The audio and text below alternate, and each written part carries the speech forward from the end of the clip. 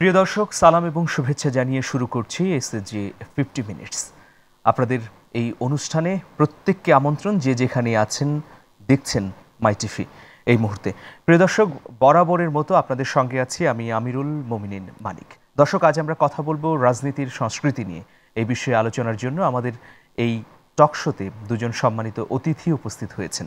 আমি পরিচয় করিয়ে দিচ্ছি। রয়েছেন বাংলাদেশ আওয়ামী লীগের সাংগঠনিক সম্পাদক জনাব আহমদ হোসেন এবং রয়েছেন বাংলাদেশ জাতীয়তাবাদী দল বিএনপির চেয়ারপারসনের উপদেষ্টা সাবেক বিরোধী দলীয় চিফ হুইপ জনাব জয়নুল আবদিন ফারুক। আপনাদের দুজনকেই আমাদের স্টুডিওতে স্বাগত জানাচ্ছি। দর্শক, নিশ্চয়ই আপনাদের মতামত আছে বা প্রশ্ন আছে বা এই দুজন আলোচকের কাছে জানার কিছু না কিছু আছে। সেই জন্যে স্ক্রলে দেখানো নাম্বারে ফোন করতে হবে। আমরা আপনার প্রশ্নটি বা মতামতটি নিতে চাই।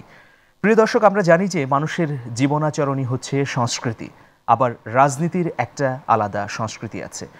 ভলতেয়ার বলেছেন যে আমি হয়তো আপনার মত পছন্দ করি না, কিন্তু আমার জীবন দিয়ে হলেও আপনার মতকে রক্ষা আমি করব।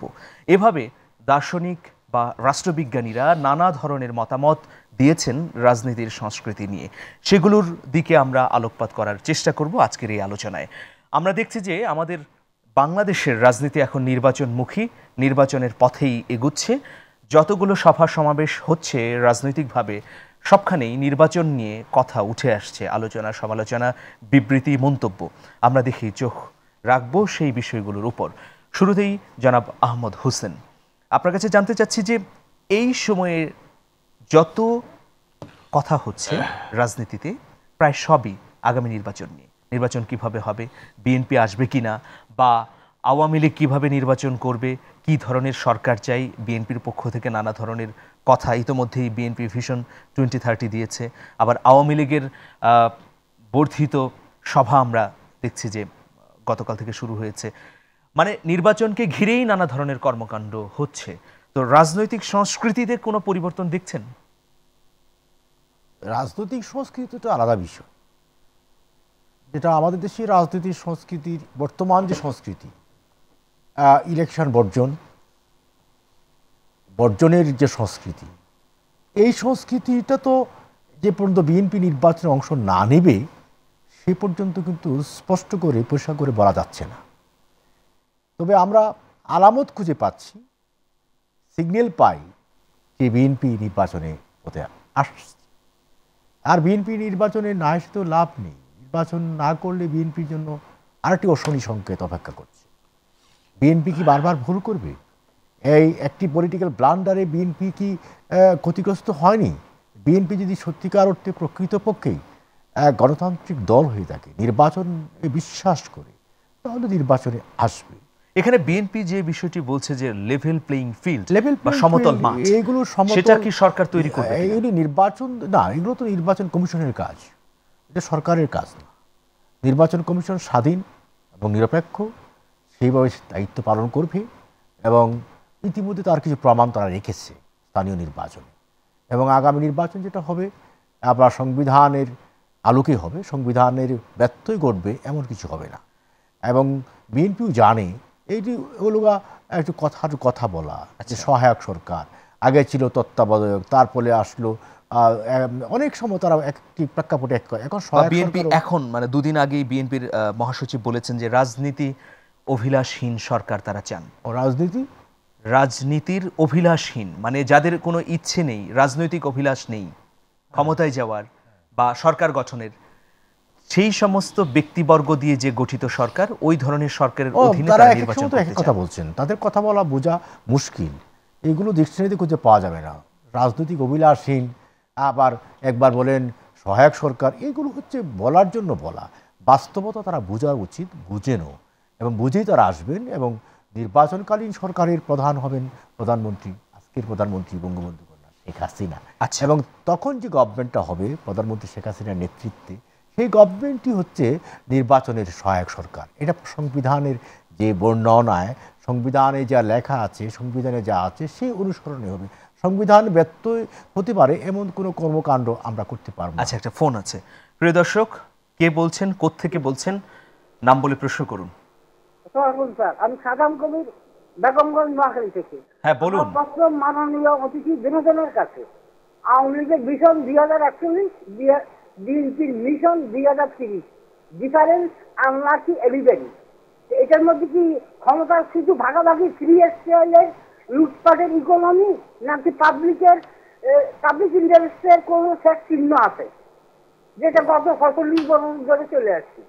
আচ্ছা, আপনাকে ধন্যবাদ। আচ্ছা। জনাব জয়নুল আবদিন ফারুক, আমি একটু ফারুক ভাইয়ের কাছে এসে তারপরে আপনার কাছে আবার যাব।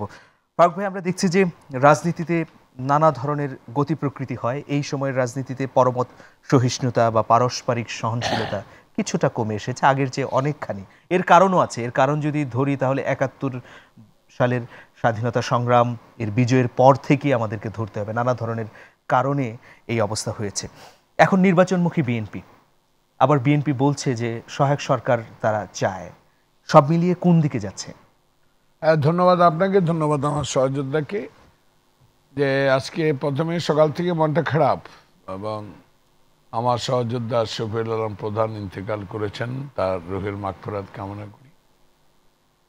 বিষয়টা হলো রাজনৈতিক সংস্কৃতি পরিবর্তন করতে হবে প্রথমে। দ্বিতীয় হলো বিএনপিকে ওনারা বলেছেন বিএনপি আর ভুল করবে না, বিএনপি নির্বাচনে অংশগ্রহণ করবে। আবার উনি বলেছেন সরকারি দলের এবং আওয়ামী লীগের বিরাট নেতা, উনি সাংগঠনিক সম্পাদক, উনি বলেছেন সংবিধানের মোতাবেক হবে। অনেকগুলো কথা ইতিমধ্যে উনি বলেছেন। বিষয়টা হলো রাজনৈতিক সিদ্ধান্ত নিজের দলে গ্রহণ করে। দলীয় সিদ্ধান্তগুলো কি হবে, পলিসি কি হবে, সামনের দিকে কি করব, এটা দলের নীতি নির্ধারকরা বসে ঠিক করে নেন। আপনি প্রশ্ন করেছেন ওনাকে, ইতিমধ্যেই মাননীয় প্রধানমন্ত্রী নির্বাচন প্রচারণা শুরু করে দিয়েছে। উনি সরকারের প্রধানমন্ত্রী না, উনি বাংলাদেশের প্রধানমন্ত্রী।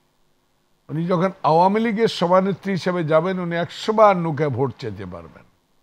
কিন্তু ইতিমধ্যে উনি সরকারি সফরে গিয়ে নির্বাচনের তৎপরতা শুরু করে দিয়েছেন। একটা প্রশ্ন। দ্বিতীয় প্রশ্ন হলো 2014 সালের মতো যদি সে নির্বাচন হয়, সে নির্বাচনে বিএনপি অংশগ্রহণ করতে পারে কিনা, এই প্রশ্নটা মানিক সাহেব আপনার মধ্য দিয়ে আমি আমার সহযোদ্ধাকে করতে চাই। ওনারা বলেছেন সংবিধানের মোতাবেক নির্বাচন হবে। আমরাও সংবিধান রক্ষার জন্য একটা নির্বাচন করেছিলাম। সে নির্বাচনে ওনারা জামাতে ইসলামের সাথে যুগপৎ আন্দোলন করে একটা তত্ত্বাবধায়ক সরকার কায়েম প্রস্তাব দিয়েছেন, সেটা আমরা সংসদীয় রাজনীতিতে নিয়ে আসছি। আজকে আমার প্রশ্ন যে মাননীয় প্রধানমন্ত্রী 2014 সালের পর বলেছে বাংলাদেশের রাজনীতিতে বিএনপি একটা ফ্যাক্টর, একটা বৃহত্তম রাজনৈতিক দল। আমরা চাই না কোনো রাজনৈতিক দল নির্বাচনের বাইরে থাকুক। তাহলে নির্বাচনে আনতে হলে বিএনপি নেত্রী ইতিমধ্যে যেসব কথাগুলো জাতির উদ্দেশ্যে আপনাদের মাধ্যমে বলা শুরু করেছেন, সেটা কি ওনারা গ্রহণ করবেন কিনা? তৃতীয় হলো যে মাননীয় প্রধানমন্ত্রী যদি সহায়ক সরকার প্রধানই হন, তাহলে আমি মনে করি ব্যক্তিগতভাবে সে নির্বাচন 2014 খারাপ হবে। ডিসিশন নেওয়ার মালিক বিএনপি, নীতি নির্ধারণ। কিন্তু আমি একজন রাজনৈতিক কর্মী হিসাবে, আমি ধানের শীষের কারণে, আমার নেত্রী বেগম খালেদা জিয়ার কারণে, আমার নেতা শহীদ জিয়ার কারণে আমি 5 বার এমপি হওয়ার সুযোগ হয়েছে, পার্লামেন্টে যাওয়ার সুযোগ হয়েছে। সে আলোকে আমি এইটুকু বলতে চাই, সিদ্ধান্ত নেবার মালিক দল। কিন্তু যারা আজকে বলেন বিএনপি 2014 সালে নির্বাচনে অংশগ্রহণ করে ভুল করেছেন, অংশগ্রহণ না করে ভুল করেছেন, আমি মনে করি সেটা সঠিক না। কারণ বিরতিতে শেষ করি, বিরোধী যাবেন, শেষ না করলে যাবেন কি করে? আমার প্রশ্ন হলো, আমার বক্তব্য হলো 2014 সালে নির্বাচনে না গিয়ে 2014 সালে আমার ভাইয়ের সরকারের অধীনে যেসব নির্বাচনগুলো হয়েছে, সেই নির্বাচনের ফুটেজ মাই টিভিতে আছে, সম্প্রচার কেন্দ্রে আছে, বিটিভির কাছে আছে। সেগুলো যদি আলোচনা করা যায়, দেখা যায়, তাতে বোঝা যাবে যে বিএনপি নির্বাচনে অংশগ্রহণ করে ভুল করে নাই, এবং আগামীতেও যে সিদ্ধান্ত নেবেন সঠিক সিদ্ধান্ত নেবেন। কারণ বিএনপিও কয়েকবার বাংলাদেশের রাজনীতিতে, বাংলাদেশের মুক্তিযুদ্ধে, বাংলাদেশের বহুদলীয় গণতন্ত্র প্রবর্তনের, আজকে আমাদের নামে অনেকগুলো কথা হয় যেটা আস্তে আস্তে আসবে। তাই আমি মনে করি 2014 সালের নির্বাচন মতো একটা নির্বাচন না হোক।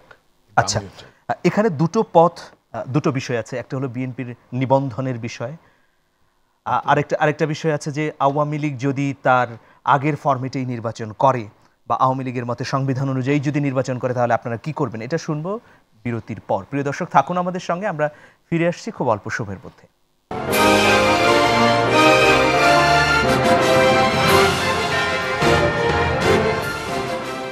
প্রিয় দর্শক, আবারও স্বাগত জানাচ্ছি এসএসজি 50 মিনিটসে। আমরা কথা বলছি রাজনীতির সংস্কৃতি নিয়ে। আমাদের স্টুডিওতে উপস্থিত রয়েছেন দুজন সম্মানিত রাজনীতিক, রয়েছেন জনাব জয়নুল আবদিন ফারুক এবং জনাব আহমদ হোসেন। জনাব আহমদ হোসেন, একটা প্রশ্ন ছিল দর্শকের যে বিএনপির ভীষণ এবং আওয়ামী লীগের ভীষণ, এই দুটো ভীষণের মধ্যে জনগণ চাপা পড়ে যাবে কিনা? না, ভীষণ উনি আবার কি মিশন বললে, আমার কাছে ভীষণ মনে হয়নি এরকম। নোয়াখালী থেকে ফোন করেছিলেন। যাক, যেভাবে বলো, ভীষণ তো ধরেন বাংলাদেশে এই ক্ষেত্রে বলতে হয় যে বাংলাদেশের ভিশনারি লিডার ছিলেন বঙ্গবন্ধু শেখ মুজিবুর রহমান। তার ভীষণ ছিল স্বপ্নদ্রষ্টা, স্বপ্ন দেখার। বাঙালি জাতিকে উদ্বুদ্ধ করেছেন, স্বপ্ন দেখিয়েছেন স্বাধীনতার এবং স্বাধীন বাংলাদেশের তিনি উদ্ঘাতা এবং স্বাধীন বাংলাদেশের নির্মাতা। তারপরে বাংলাদেশে অনেক বছর পরে আরেকজন ভিশনারি লিডারের আবির্ভাব হলো, তিনি হলেন আজকের প্রধানমন্ত্রী বঙ্গবন্ধু কন্যা শেখ হাসিনা। তিনি ভীষণ দিলেন 2021 সালের ভীষণ। এই ভীষণ থেকেই জন্ম হলো 2041 সালের ভীষণ। আর সেই ভীষণ থেকেই আপনার নকল করে ভীষণ দিলেন বিএনপি চেয়ারপারসন খালেদা জিয়া। তিনিও মনে করেছেন, উদ্বুদ্ধ হয়েছেন এই ভারে ভীষণ না দিলে ক্ষমতা আসা যাবে না। আচ্ছা, এর সঙ্গে আমি যুক্ত করতে চাই, যেহেতু নির্বাচন নিয়ে আলোচনাটা চলে এসেছে, যে 2014 সালের যেভাবে নির্বাচন হয়েছে সেখানে বিএনপি অংশ নেয়নি। আগামীতে 18-তে বা 19-এ যখন নির্বাচন 18-তে হবে, মানে সেই হিসেবে যদি আঙ্গুল গুনে গণনা করি 1 বছরের খানিকটা বেশি সময় আছে, এর বেশি না। এই নির্বাচনটাকে সর্বমহলে গ্রহণযোগ্য করার জন্যে বিএনপিকে আসা অপরিহার্য আপনারা মনে করেন কিনা? আপনি মনে করেন কিনা? রাজনৈতিক আমরা যেটা মনে করি যে ইনক্লুসিভ নির্বাচন, সকল দলের অংশগ্রহণ নির্বাচন, যেটা আমরা 2014 সালে চেয়েছি এবং চেয়েছিলাম বলেই তো প্রধানমন্ত্রী শেখ হাসিনা বিএনপি চেয়ারপারসনকে আবার ফোনে কথা বলেছেন, ইনভাইট করেছেন যে আপনাকে আমন্ত্রণ জানাচ্ছি, আপনি গণভবনে আসুন, আমরা টেবিলে বসি, কথা বলি নির্বাচন কীভাবে হওয়া দরকার এই বিষয়টা আমরা ফয়সালা করি। তখন কিন্তু তিনি সেই ইনভাইটেশনে রেসপন্ড করেননি।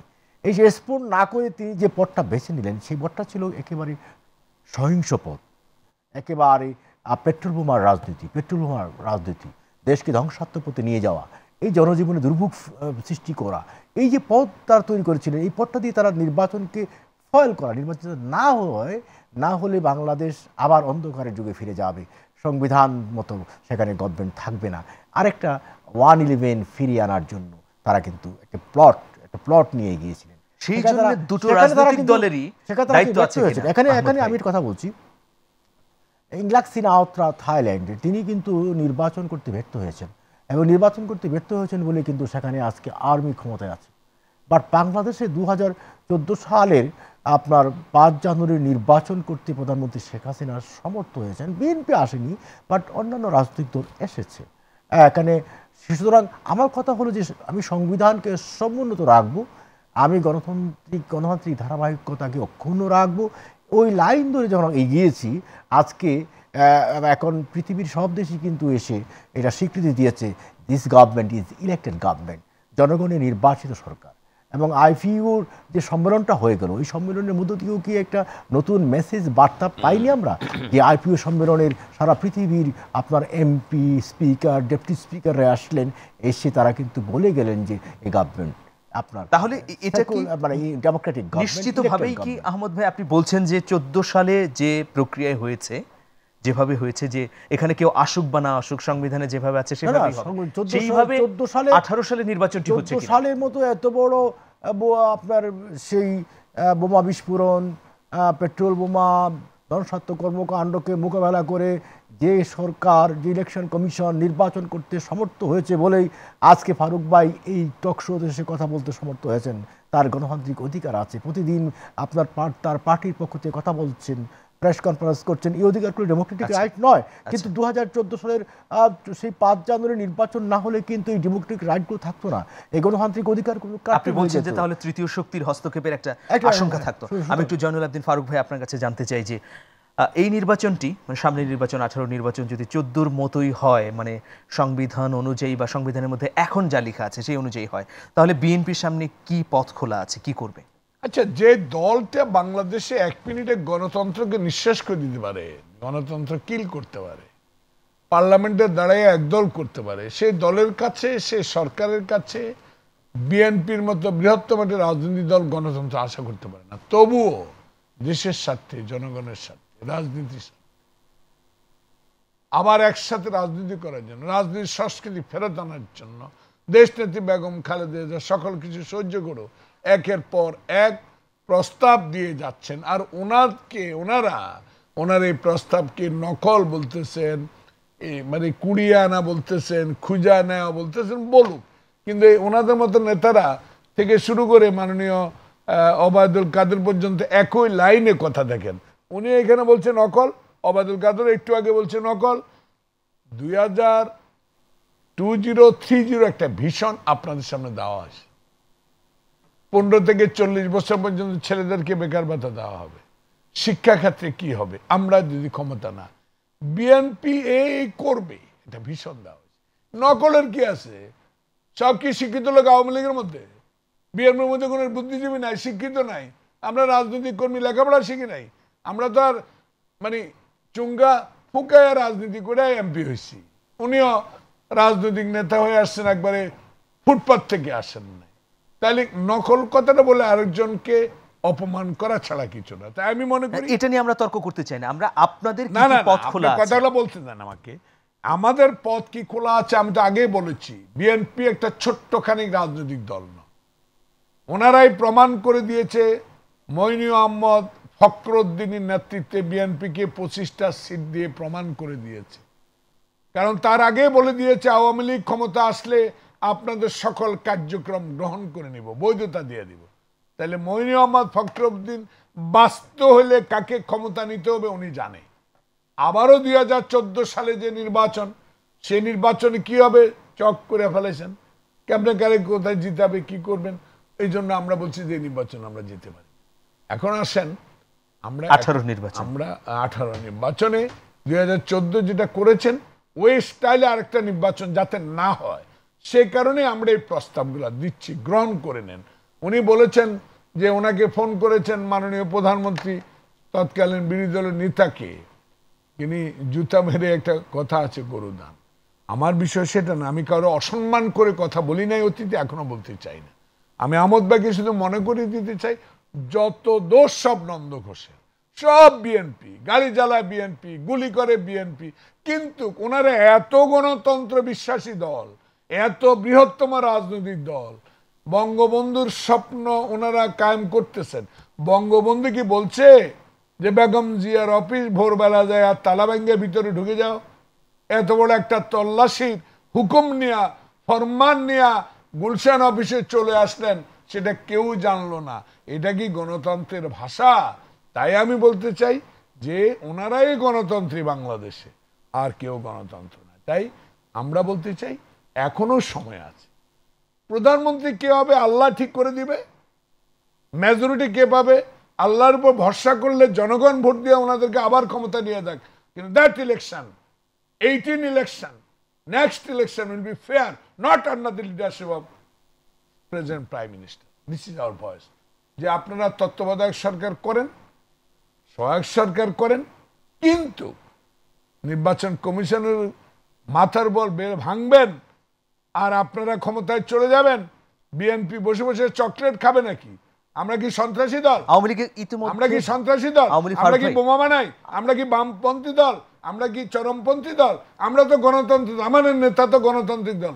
আমার কথার কথা বলে যে আমাদের নেতা বঙ্গবন্ধুকে হত্যা করছে, আমাদের দলই ছিল না বঙ্গবন্ধুকে হত্যা করতে। মধ্যে বলেছে যে নির্বাচন কমিশন গঠিত হয়েছে, সেখানে কিন্তু বিএনপির প্রস্তাবিত একজন ব্যক্তিও আছেন। ও কেন দিবে? ওয়াই?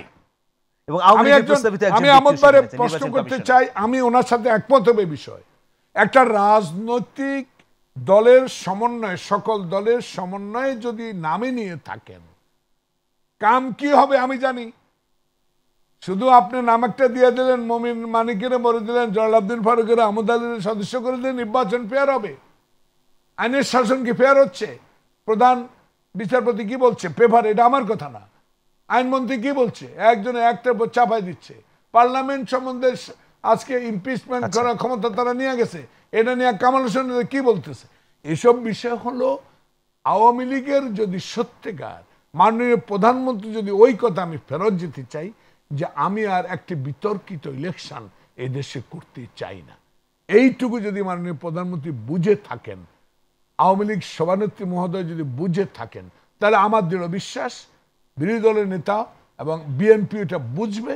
তাহলে দুজনে বসে বা আরো রাজনৈতিক দল নিবন্ধিত, আপনি একটু বলেছেন নিবন্ধন বাধা, আরে নিবন্ধন দেশ সেবা করতে আমি কি ইয়ে নাকি, যে আমি এনজিও নাকি? আচ্ছা, আমার নিবন্ধন, হোয়াট ইজ দিস, নিবন্ধনটা কি?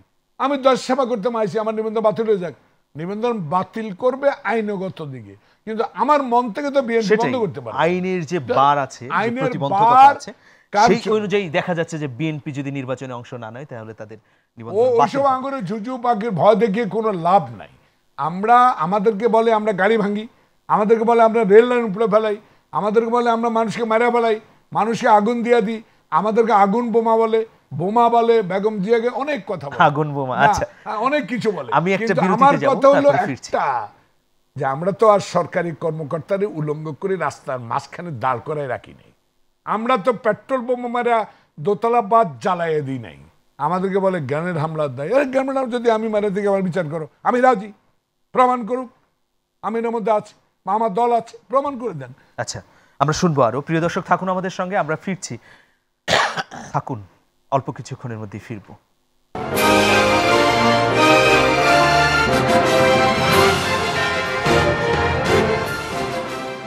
প্রিয় দর্শক, আবারও স্বাগত জানাচ্ছি এসএসজি 50 মিনিটসে। আমরা কথা বলছি রাজনীতির সংস্কৃতি নিয়ে। জনাব আহমদ হোসেন, আমরা দেখছি যে দুই পক্ষ, মানে দুটো বড় রাজনৈতিক দল বিএনপি এবং আওয়ামী লীগ, যাদের রাজনীতির শেকড় বাংলাদেশের মাটির অনেক গভীরে, একটাকে ছাড়া আরেকটা খানিকটা শূন্য শূন্য লাগে রাজনীতির ক্ষেত্রে। আমরা যদি নিরপেক্ষভাবে বিশ্লেষণ করি, আওয়ামী লীগ ছাড়া বিএনপি, বিএনপি ছাড়া আওয়ামী লীগ, এইভাবে নির্বাচনটা অনেকটাই ফাঁকা মাঠ মনে হয়, কোনোটাকেই ছাড়া কোনোটা চলে না। এই অবস্থায় আসলে যে তর্ক বিতর্ক দেখছি নির্বাচনকে ঘিরে, সামনে কোনো ইতিবাচক ফাঁকফোকর বা ইতিবাচক জায়গা আছে কিনা, যেখানে যে বিন্দুতে দুটি রাজনৈতিক দল একত্রিত হতে পারবে? না, আসার কথা তো বলতে হবে, কিন্তু ফারুক ভাই কথা বলেছেন, তার কথার মধ্যে আসার কোনো বাণী বা সুর আমি খুঁজে পাইনি। তিনি যেমন বলেছেন যে তিনি তুয়াক্কা করেন না, তারা পার্টির নিবন্ধন বাতিল হয়ে যাবে, মানে ইট মিনস আমি আইন টাইন মানি না, গায়ের জুড়ে যা ইচ্ছে তাই করব, এটাই তাদের বলার সুর। এবং তিনি বলতে চেষ্টাও করেছেন যে আওয়ামী লীগ সব পার্টি বেন করে দিয়ে একটা পার্টি করে, অনেক কথা বলেছেন। তো আওয়ামী লীগের জন্মটা অনেক আগে হয়েছে, এটা 1949 সনে হয়েছে। বিএনপি তো সেদিন জন্ম নিয়েছে, আর বিএনপির জন্ম হলো সংবিধানকে পদদলিত করে, গণতন্ত্রকে একেবারে হত্যা করে তিনি সেই বিএনপির জন্ম হলো। বিএনপি তো রাষ্ট্রীয় ক্ষমতা থেকে জন্ম হয়েছে। বিএনপি কি রাজপথ থেকে, মিছিল থেকে, জনতার মানুষের মন থেকে, হৃদয় থেকে, চেতনা থেকে জন্ম নিয়েছে? Never never never. কাজেই আওয়ামী লীগের ইতিহাস ঐতিহ্য আছে, বিএনপির কি সেই ঐতিহ্য আছে? বিএনপির কাছ থেকে কী শিখবো, কী জানবো? বিএনপির কাছ থেকে শিখতে হবে কীভাবে মানুষকে হত্যা করতে হবে, বিএনপির কাছ থেকে শিখতে হবে কী করে হত্যা করে ক্ষমতায় আসতে হবে, বিএনপির কাছ থেকে শিখতে হবে কীভাবে আমার রাষ্ট্রীয় শপথ লঙ্ঘন করে ক্ষমতা টেক আপ করতে হবে। আমি কি সেই রাজনীতি শিখবো? রাজনীতি হচ্ছে, গণতান্ত্রিক রাজনীতি হচ্ছে জনগণের মন থেকে আসতে হবে, জনগণের সমর্থনে আসতে হবে। আওয়ামী লীগের জন্ম হয়েছে জনগণের চেতনা থেকে, বিশ্বাস থেকে। আওয়ামী লীগ একদিনের স্ট্রাগলে আওয়ামী লীগের সেই বিকাশ হয়েছে, বিএনপির বিকাশ সেভাবে। তাহলে কি কোনো পথ নেই দুটো রাজনৈতিক দল? এবং তিনি যেটা বলতে চেষ্টা করেছেন যে 2014 সালের মতো নির্বাচন তিনি চান না, তাহলে কোন ধরনের নির্বাচন চান? তিনি কি আবার রেফারেন্ডামের হানা ভোটের মতো নির্বাচন চান? বাংলাদেশে 2014 সাল যেমন নির্বাচনের যে স্পিরিট ছিল, নির্বাচনের মূল ফিলসফি ছিল যে আমি সংবিধানকে সংরক্ষণ করব, গণতন্ত্রকে সমুন্নত রাখবো, সংবিধানের পথে হাঁটবো। আমরা 2018 সালের শেষার্ধে যে নির্বাচন হবে ঠিক একই স্পিরিট, একই স্লোগান, একই বক্তব্য, একই বার্তা যে আমরা সংবিধানকে সমুন্নত রাখবো, আমি গণতন্ত্রের পথে হাঁটবো, সংবিধান থেকে এক চুল আমি সরে দাঁড়াবো না। এই স্পিরিটে আমরা ইলেকশন হবে। সেই স্পিরিটে যদি বিএনপি আসে, ওয়েলকাম ওয়েলকাম। সেই স্পিরিট থেকে সরে গিয়ে যদি আবার তারা পেট্রোল বোমার পুনরাবৃত্তি করতে চায়, সন্ত্রাসের পুনরাবৃত্তি করতে চায়, আপনার অ্যানার্কিজম তৈরি করতে চায়, নৈরাজ্য সৃষ্টি করতে চায়, সেই ক্ষেত্রে আমার দায়িত্ব হবে, জনগণের দায়িত্ব হবে সেই নৈরাজ্যকে ফেস করে ডেমোক্রেসিকে রক্ষা করা, সংবিধানকে রক্ষা করা, গণতন্ত্রকে সমুন্নত রাখা। এবং আজকে গণতন্ত্র সমুন্নত রেখেছি বলেই তো আজকের বাংলাদেশ শান্তির বাংলাদেশ, উন্নয়নের বাংলাদেশ।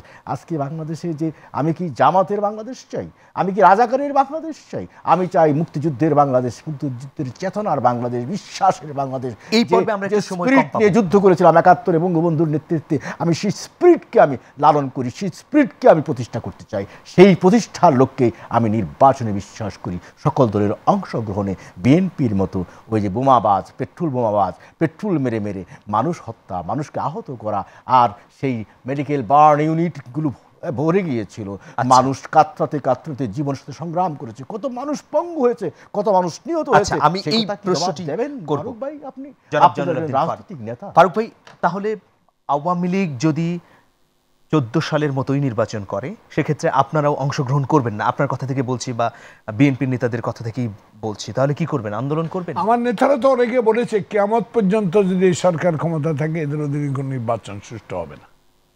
আমার নেতারা বলে দিয়েছে। হ্যাঁ, বলেছে। তার মানে কি অংশগ্রহণ করবেন? আমার বক্তব্য, ক্ষুদ্র রাজনৈতিক অভিজ্ঞতা, আমার নেত্রী একটা জিনিস বিশ্বাস করে, গণতন্ত্র। যে আমি আমার ব্যক্তিগত কিছু না, আমার বাড়ি চলে যাক, আমার ছেলে মারা গেছে, আমার বাড়ি চলে গেছে, আমাকে এক কাপড়ে বাইর করে দিছে, আমার দরকার নেই। আমার দরকার একটা, বাংলাদেশের মানুষকে সুখে থাকতে চাই, বাংলাদেশের মানুষকে গণতান্ত্রিক ব্যবস্থায় নির্বাচনটা ফেরত চাই। এটা হলো নেত্রীর ভাষ্য। কে কি বলেছে, উনি যে বক্তব্যগুলো দিয়ে গেছে সেটা উত্তর আমি দিতে চাই না। শুধু এইটুকু বলতে চাই, বিএনপি শহীদ জিয়ার দল, বিএনপি খালেদা জিয়ার দল, বিএনপি তারেক রহমানের দল। সেই দলের একজন রাজনৈতিক কর্মী হিসাবে যেই এত অত্যাচার, অবিচার, আমার মহাসচিব চোখের পানি ফেলে দিয়েছে, উনি বক্তব্য বলেছে। আমার বিএ পাস, এমএ পাস ছেলেরা ফুল বিক্রি করে, রিক্সা চালায়। আজকে দেখেন শান্তিপূর্ণ কর্মসূচি শেষ, সেনবাগে ধরে নিয়ে গেল। সারা বাংলাদেশে কি কারণ ছিল? কালকে একটা সুষ্ঠু রাজনীতির দিকে আস্তে আস্তে আগাবার যে পথটা বেগম খালেদা জিয়া 2030 ভিশন দিয়ে এগিয়ে দিয়েছে, সেটাকে একটা বাধাগ্রস্ত করে দিলেন। কার কথায়? নিশ্চয়ই কোনো ষড়যন্ত্র চলছে। আরে গোয়েন্দা রিপোর্ট, আরে গোয়েন্দা রিপোর্টে কি হয়েছে? একটা বই যদি বিএনপি অফিসে যেতে পারে, সেটা 2030 ভিশনের বক্তব্য হইতে পারে। এটার উপর নির্ভর করে একটা ম্যাজিস্ট্রেট তল্লাশির হুকুম দিয়ে দেবে। তাইলে বাধাগ্রস্ত কে করছে ডেমোক্রেসির? বিএনপিকে ইলেকশনে আর আনার বাধাগ্রস্ত কে করছে? আওয়ামী লীগ। আওয়ামী লীগ আবার চায় যে 2014 সালে বিএনপি ইলেকশনে আসে নাই, আবারও যেন না আসে। আচ্ছা, আরে আবারও যেন না আসে। আমরা এত বোকা নয়। মানে আপনারা যাবেন? আমরা এত বোকা নই। আমরা আপনাদের চেয়েও রাজনৈতিক অনেক চতুর। রাজনৈতিকভাবে আমরা অবলোকন করছি আপনারা কি করছেন। আরে একটা ওয়ার্ডের একটা বিএনপি ওয়ার্ডের ঘরের মধ্যে মিটিং করবো, এটাও পুলিশের অনুমতি লাগে। এটা কি ডেমোক্রেসি? আচ্ছা, এখন পরিস্থিতি আপনাদের জন্য কিভাবে ইলেকশনের দল, আমার নেতা ইলেকশনের দল, আমার নেত্রী ইলেকশন চায়, আমার নেতা ফখরুল ইলেকশন চায়, আমার স্ট্যান্ডিং কমিটি সবাই ইলেকশন চায়। কিন্তু সেই ইলেকশন চায় যে ইলেকশনে মানুষ ভোট দিতে যাবে, যে ইলেকশনে মানুষ যেতে পারবে, কুকুর শুয়ে থাকবে না। আগুন দিয়ে দিছে প্রাইমারি স্কুল, আর আগুন দেবো নাকি আমি? আগুন কে দিচ্ছেন? আপনারা দিয়ে আপনারা আমাকে ফাঁসাই দিচ্ছেন। পেট্রোল বোম আপনারা। স্কুল খোলার জন্য, নাট বল্টু খোলার জন্য যেটা লাগে এটা তো সরকারের কাছে, আমরা পাবো কই? না, বলছি যে আপনারা তো আন্দোলন করতে পারেননি। আপনারা বলছেন যে জনমত আপনাদের পক্ষে। আন্দোলন তো করতে পারেন। আন্দোলন আমরা করতে পারি না। কত দানে কত চাইল, সামনের দিকে দেখা হবে। শুনেন, পুলিশ বাহিনী রাষ্ট্রের পশা, রাষ্ট্রীয় যন্ত্র। সব পুলিশ খারাপ না। পুলিশ বাহিনীর মধ্যে অনেক মহানুভবতা আছে, কিন্তু সেই পুলিশকে যদি নিরপেক্ষভাবে ব্যবহার করতে দেন, তাহলে কত দানে কত চাল, কত গ্রেপ্তার, কত মামলা, কত গুম, সব আহমদ আলী সাহেবরা দেখবেন ইনশাল্লাহ। তবে একটা জিনিস, শান্তিপূর্ণ কর্মসূচি দিয়েই নির্বাচনের সহায়ক সরকার আদায় করা হবে হবে হবে হবে। আচ্ছা, আমরা ছোট্ট একটা বিরতিতে যাচ্ছি, ফিরছি এখনই, থাকুন, আলোচনা জমে উঠেছে, ফিরবো কিছুক্ষণের মধ্যে।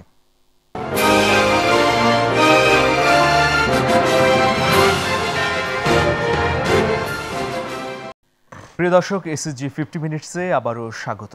আমরা কথা বলছি রাজনীতির সংস্কৃতি নিয়ে। এই বিষয়ে আলোচনা করছেন দুজন রাজনীতিক, জনাব জয়নুল আবদিন ফারুক এবং জনাব আহমদ হোসেন। জনাব আহমদ হোসেন, আমরা দেখছি যে প্রধানমন্ত্রী শেখ হাসিনা আওয়ামী লীগের বিভিন্ন জনসভায় বলছেন যে এবারের নির্বাচন প্রতিদ্বন্দ্বিতাপূর্ণ হবে, লড়াই হবে। সেই জন্য তিনি নেতাকর্মীদের প্রস্তুতি নেবার আহ্বান জানিয়েছেন এবং সংসদীয় কমিটির একটি বৈঠকে তিনি বলেছেন যে এবার নির্বাচন খুব জটিল হবে এবং তিনি কারো দায়িত্ব নেবেন না। জটিল শব্দটা ঠিক বলেননি, জটিলটা ভিন্ন জিনিস, নেগেটিভ। মানে নির্বাচনটা কঠিন হবে, ইনক্লুসিভ হবে, প্রতিদ্বন্দ্বিতাপূর্ণ হবে। বিএনপি নির্বাচন আসছে, এটি উনি বুঝতে চাচ্ছেন। কারণ দায়িত্ব বলতে যেটা বোঝায়, যেটা জনপ্রিয়তার ভিত্তিতে নমিনেশন দেওয়া হবে। যার পাবলিক অপিনিয়ন যার পক্ষে আছে, এলাকায় যারা এমপি আছে, তাদের যদি ইমেজ নষ্ট হয়ে থাকে, সেই দায়টা উনি নেবেন না, এটাই মিন করেছে। মানে গত বছর যেমন কোন প্রতিদ্বন্দ্বিতা ছাড়া একজন এমপি যদি তার ইমেজ নষ্ট হয়ে থাকে, এলাকায় তার গ্রহণযোগ্যতা কমে থাকে, তো তার দায়িত্বটা তো উনি নেবেন না, নিতে পারেন না। সেখানে আমাকে বিকল্প চিন্তা করতে হবে, বেটার ক্যান্ডিডেট, ভালো ক্যান্ডিডেট, পাবলিকলি রিলেটেড ক্যান্ডিডেট, তাকে তিনি থ্রো করবেন, এটাই তিনি মিন করেছেন, আর কিছু নয়। এক, আর এখানে মানে বিএনপি আসবে নির্বাচনে এইরকম আভাস, তার আভাস কেন? উনি হেড অফ দি গভর্নমেন্ট, সরকার প্রধান, তার কাছে তথ্য আছে, ইনফরমেশন আছে। বিএনপি আজকে কোথায় বৈঠক করবে, সেই বৈঠকের ভিতরে কি আলোচনা হয়, সেগুলো কি হেড অফ দি গভর্নমেন্টের নলেজে থাকবে না? তার তথ্য, তার গোয়েন্দারা কি জন্য আছে? গোয়েন্দারা নিউজ দিচ্ছে যে হ্যাঁ এই আলোচনা হয়েছে, এবং তিনি বাংলাদেশে ছোট দেশ, এখানে ফারুক ভাই একটা কথা বলেছেন যে বিএনপি তো বোকা না, বিএনপি ক্লেভার। হ্যাঁ, ক্লেভার ধূর্ত পার্টি, বাট বুদ্ধিমান পার্টি নয়। বুদ্ধিমান হইলে 2014 সালের 5 জানুয়ারি নির্বাচনে বর্জন করতো না। এই ধূর্ত হয়ে বলেই তো একটা ফাউল গেম করে ফেলেছে। সুতরাং তাদের নেতাও ধূর্ত ছিলেন, খুব কানিং ছিলেন। কানিং হয় জিনিস আর বুদ্ধিমান। সুতরাং ফারুক ভাই বক্তব্য থেকেও কিন্তু নির্বাচনে আসার আভাস পাচ্ছি আমি। Morning shows the day. Voice of Faruk ভাই এটা বলে দিচ্ছে নির্বাচন আসছে। তিনি যেখানে যে বক্তৃতা করছেন, কথা বলছেন, এটা কিন্তু নির্বাচনী বক্তৃতা, অ্যাফেন্সিভ বক্তৃতা। আওয়ামী লীগের বিরুদ্ধে বক্তৃতা করে পিপুলকে মোটিভেট করছেন, পিপুলকে তিনি উস্কে দিচ্ছেন যে স্ট্যান্ড এগেইনস্ট আওয়ামী লীগ। এটা কিন্তু বিএনপি নির্বাচনী বক্তৃতা করছেন। এবং আমরাও যেটা বলছি, আমাদের তো নির্বাচনী বক্তৃতা আছেই। আর একটা উনি কথা বলেছেন যে প্রধানমন্ত্রী নির্বাচনী কথা বলছেন, নির্বাচনে ভোট চাচ্ছেন। এটা ইলেকশন শিডিউল ঘোষণা হওয়ার পরে উনি, সেটা এক জিনিস, বাট নির্বাচনী শিডিউল তো ঘোষণা এখন হয়নি, তিনি বলতেই পারেন। এটা অন্যায় কিছু নয়, এটা বিধি লঙ্ঘিত কিছু হয় না, আইন বিরোধী কিছু হয় না। আপনারা ভোট চান, আপনার বিএনপি চেয়ারপারসন এখানে গিয়ে জনসভা করে উনিও ভোট চাইতে পারেন না? উনি ভোট চাইবেন না। এতদিন বললেন হাওরের কথা বললেন, হাওরে তো আপনার নেত্রী যান নাই, কোথাও যান নাই। আপনাদের Mirza Fakhrul party general secretary একটি উপজেলায় গিয়েছেন মাত্র, কিছু উইদাউট এনিথিং, মানে খালি হাতে গিয়েছেন। সুতরাং কথা বলে বড় হওয়া যায় না। আহমেদ ভাই, বড় হতে হয়। আওয়ামী লীগের সাংগঠনিক সম্পাদক, আপনার কাছে জানতে চাই যে আওয়ামী লীগের বিভিন্ন জায়গায়, বেশ কিছু জায়গায়, বা আমরা দেখছি মাঝে মধ্যেই সংবাদপত্রে আসছে যে দলীয় কোন্দল হচ্ছে, সেখানে অনেকে মারাও গিয়েছে বিভিন্ন সময় বিভিন্ন জায়গায়। সামনের নির্বাচনে আপনাদের প্রস্তুতি কেমন দলগতভাবে? না, আপনি যেটা বলছেন না, বিএনপি তো অপোজিশন। হ্যাঁ, বিএনপি যেখানে তার জেলা জেলা গিয়ে মারামারি হচ্ছে, আর আওয়ামী লীগ তো রুলিং পার্টি। রুলিং পার্টিতে বিচ্ছিন্ন কিছু কিছু ঘটনা ঘটে যায়, বাট এটি নিয়ন্ত্রণ হচ্ছে, নিয়ন্ত্রিত হচ্ছে। আমরা পার্টির শৃঙ্খলাকে প্রাধান্য দিচ্ছি, পার্টির ডিসিপ্লিনকে আমরা অগ্রাধিকার দিচ্ছি। পার্টির ভিতরে থেকে বিশৃঙ্খল কার্যকর্ম করা যাবে না। সেক্ষেত্রে নির্বাচনে গেলে কতটা কনফিডেন্স আগামী সরকার গঠনের জন্য, যদি বিএনপি অংশ নেয়? যদি বলা যাবে না, নির্বাচনে আসছে বিএনপি, এবং এটা ধরে নিয়ে আমাদের প্রস্তুতি হচ্ছে। কাজে আমরা আমাদের অলরেডি গঠনতন্ত্র, ঘোষণাপত্র, এবং ঘোষণাপত্র থেকেই আমাদের নির্বাচনী ইশতেহার তৈরি হবে। এবং ইতিমধ্যে আমাদের ভিশন যেটা হয়ে গেছে, 2021 সাল পর্যন্ত আমাদের ভিশন আছে, 2031 সাল পর্যন্ত ভিশনের প্রোগ্রাম দেওয়া আছে। সুতরাং নির্বাচনের সর্বাত্মক প্রস্তুতির অংশ হিসাবে গতকালকে আমাদের পার্টির এত এক্সটেন্ডেড মিটিং হচ্ছে। এক্সটেন্ড মিটিং কি একবারে এমপিদের সহ, সচরাচর পার্টির এক্সটেন্ডেড মিটিংয়ে পার্টির প্রেসিডেন্ট সেক্রেটারি যারা জেলা পর্যায়ের তারাই আসে, জেলা পরিষদের মেম্বাররা আসে, কিন্তু কালকে কিন্তু এমপি, মন্ত্রী এবং অঙ্গ সহযোগী ভ্রাতৃপ্রতিম সংগঠনের প্রেসিডেন্ট সেক্রেটারি তারাও ইনভাইটেড ছিল। মানে এক্সটেন্ডেড হইতে যে ওভার মানে টোটাল এক্সটেন্ডেড মিটিং। মানে গতকালকে মিটিংটা ছিল আমাদের একেবারে নির্বাচনী প্রস্তুতির চূড়ান্ত একটা প্রস্তুতি। আওয়ামী লীগ নেতা মোহাম্মদ নাসিম একটা কথা বলেছেন গতকালের আগের দিন যে আমাদের জয়ের কোনো বিকল্প নেই, মানে জয় পেতে হবে, এবং এই জন্য তিনি জনগণকে বা দলীয় নেতাকর্মীদের প্রতি আহ্বান জানিয়েছেন কাজ করার জন্য। শিওর, আমি খেলায় নামবো, খেলা কি আমি জয়ের জন্য তো নামবো, খেলা কি হেরে যাওয়ার জন্য নামবো? আমি আমার কর্মীদেরকে মোটিভেট করব, কর্মীদেরকে আমি বুস্ট আপ করব, আমার বিজয়কে ভিক্টরি কি অ্যাচিভ। আচ্ছা আমি একটু জনাব ফারুক ভাই আপনার কাছে জানতে চাই, আওয়ামী লীগের প্রস্তুতি আর আপনাদের প্রস্তুতি, আপনারা কি প্রস্তুত? ক্রিকেট খেলা যেরকম আনসার্টেইন, খরগোশ খুব দ্রুত দৌড়ায়, কচ্ছপ স্লো, অনেক পিছনে কচ্ছপ, খরগোশ কিন্তু রেস্টে আছে, এত দৌড়াবেন না। মানে কি কচ্ছপ বিএনপি, খরগোশ আওয়ামী লীগ? দৌড়াবেন না, দৌড়বেন না, আস্তে আস্তে আস্তে আস্তে আগা বলেন। আমরা আস্তে আস্তে আগাচ্ছি, আপনাদের ভাব দেখছি, চেহারা দেখছি, কি করবেন সেটা আমরা ফলো করছি। আপনাদের গোয়েন্দা আছে, আমাদের গোয়েন্দার চেয়েও শক্তিশালী বুদ্ধিজীবীরা আছে, তারা সব খুঁটিনাটি বিষয় ঠিকঠাক করছেন। আমরা তো নির্বাচনমুখী দল, নির্বাচনে অবশ্যই যাব, তবে সেই নির্বাচন একই কথা বারবার বলতে ভালো লাগে না। নানার কাছে নানার গল্প করে নানির কাছে কোনো লাভ, এরা গণতন্ত্র বুঝে না, এরা বুঝে একদম, এরা বুঝে আপনি দেখেন, এরা বুঝে একটাই, ক্ষমতায় থাকতেই হবে। আর বেগম জিয়া বুঝে যে পাবলিক ভোট দেওয়ার ব্যবস্থা করতে হবে। এইটাও আমাদের ওদের মধ্যে ডিফারেন্স। ওরা আমাদেরকে বলে ওরা 1949-এর আওয়ামী লীগ, অবশ্যই এখানে যারা বসে আছি আপনার তো জন্মই হয়নি, আপনার জন্মই হয়নি আওয়ামী লীগ, ততএব আজকে আপনার সঞ্চালক আমরা দুজন আপনার কথার উত্তর দিচ্ছি। আহমদ ভাই রাগ করেন না, আমরা বাইরে গেলে পুলিশ দৌড়াবে, হয়তো এই বেটা তুই কথা কইছিস কেন, পুলিশের কথা বলছেন। একটা জিনিসকে তছনছ করে দেন না সাময়িক ক্ষমতার জন্য, ভবিষ্যৎ বংশধরদেরকে একটু গণতন্ত্রটা দিয়া যান, ভোটারটা শিখুক। 18 বছর যারা হচ্ছে তারা ভোটটা দিতে যাক কেন, এরকম কুত্তামার্কা ভোটটা আর করেন না, সরি টু স্ল্যাগ ল্যাঙ্গুয়েজ, দরকার নাই। আমাদেরকে ভোটে আনতে হলে আপনাদের দরকার নাই, আমরাই চলে যাব, আমরা তো ভোটের প্রার্থী, আমরা যাব না কেন? কিন্তু আপনাকে ব্যবহারটা দেখছি তো, নাসিম শাহ বলছে জয়লাভ করতেই হবে।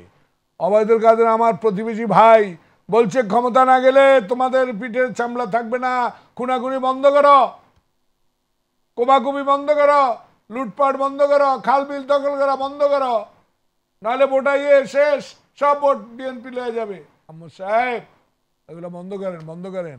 পাবলিক খেপে রয়েছে, একটা বিরাট বিস্ফোরণ ঘটে যাবে, সে বিস্ফোরণ বোমান নো স্প্রিন্টার, পাবলিক সিল কালি ধানের শীষ।